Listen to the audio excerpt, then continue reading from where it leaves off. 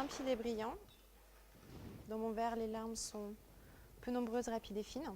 Ce vin présente une belle robe aux nuances rouge cerise et aux reflets bordeaux rouge foncé.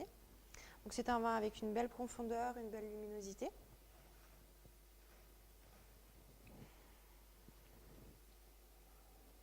À l'analyse olfactive, je retrouve les notes de fruits noirs compotés, les notes d'épices, empyromatiques avec un fumé. Et enfin, je retrouve la sensation d'un élevage sous bois. Avec l'aération, les notes se précisent un peu plus. Je vais retrouver un cassis mûr compoté, la crème de cassis. Je retrouve des légères notes de poivre, poivre noir, poivre frais, ainsi qu'une sensation de fumée, comme de la pierre chaude, du silex chaud. Et enfin, je retrouve aussi cette sensation d'un élevage sous bois.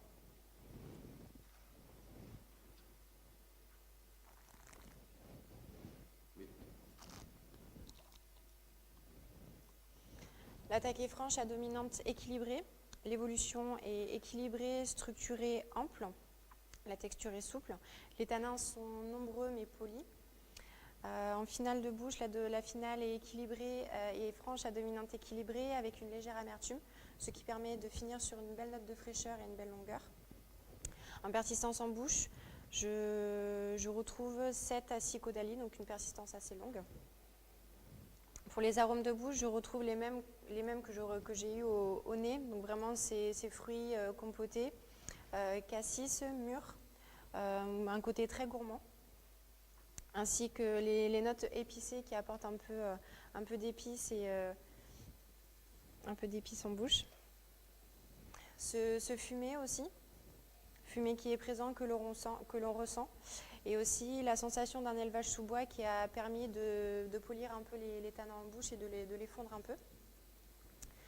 Pour finir, donc c'est un vin qui est très harmonieux dans l'ensemble, très équilibré,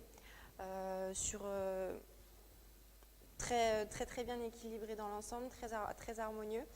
Sur la gourmandise, le fruit, avec aussi une très belle structure apportée par l'élevage sous bois et aussi ces notes d'épices qui permettent d'apporter un peu plus d'ampleur en bouche. Pour servir ce vin, j'effectuerai un carafage avec une carafe à bord large afin d'oxygéner un peu ce vin et lui permettre de s'ouvrir un peu plus.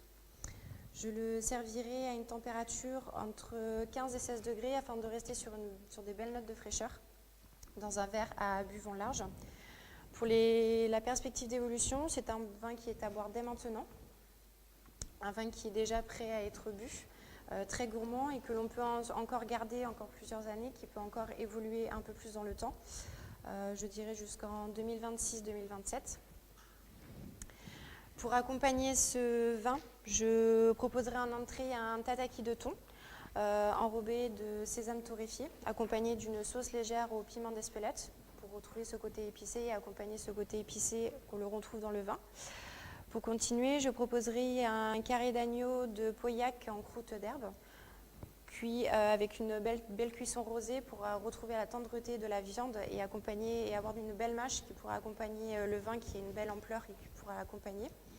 Accompagné de pommes de terre fondantes confites au beurre Charentes-Poitou et accompagné pourquoi pas d'une petite duxelle de champignons, de mousserons, de girolles pour avoir un peu ce côté sous-bois qui va commencer à apparaître dans le vin. Pour terminer le repas, je conseillerais de terminer avec un soufflé à la tomme de Bazas. Cela permettra de vraiment finir en beauté le repas pour accompagner ce vin. Donc pour moi, ce vin proviendrait du vignoble du Bordelais, de la sous-région des Graves, sur la rive gauche, élaboré majoritairement à partir des cépages Merlot, Cabernet Sauvignon et un peu de Cabernet Franc, sur un millésime de jeunesse, millésime 2016.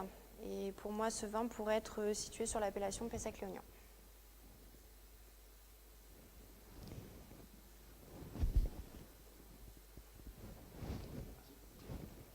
Les impératifs de la table de 4 personnes, d'après le bon que le maître d'hôtel a pris. Vous avez 5 minutes à partir de maintenant. Merci.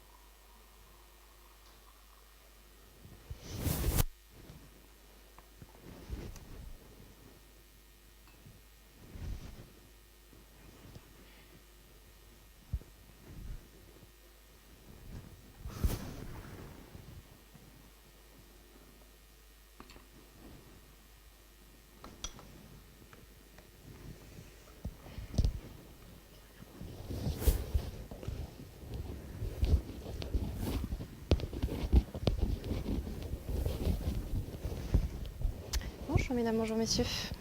Merci. Merci madame.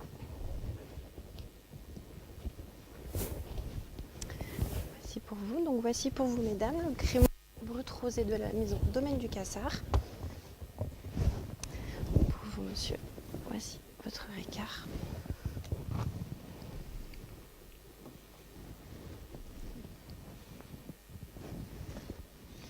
Je vous laisserai vous servir pour les glaçons. Et voici pour vous monsieur votre lillet blanc.